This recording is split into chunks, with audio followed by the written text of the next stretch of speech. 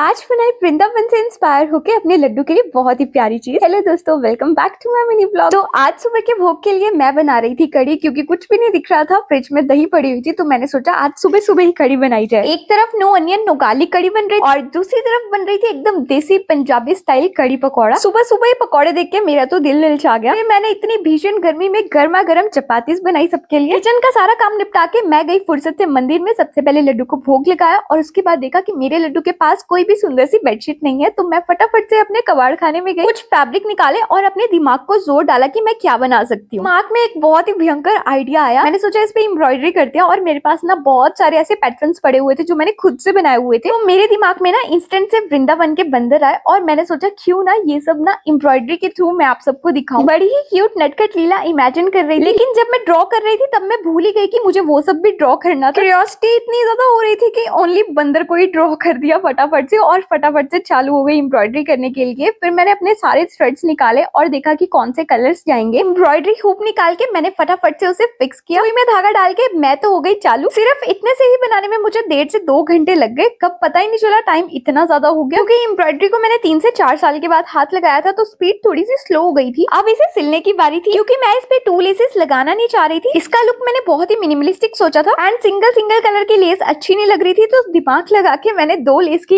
1 less कर दी। और इस तरह हमारी डबल शेडेड लेस भी बन गई और हमारी बातों में बेडशीट भी बन गई और पिलोस भी बन गए। और जब सब कुछ बन गया तब मुझे याद आया कि मुझे बंदर के हाथों में चश्मा और फ्रूटी भी देनी थी। मैं कुछ कर तो सकती नहीं थी, लेकिन मुझे ये ऐसी ही बहुत प्यारी लगी। कमेंट में जरूर बताना।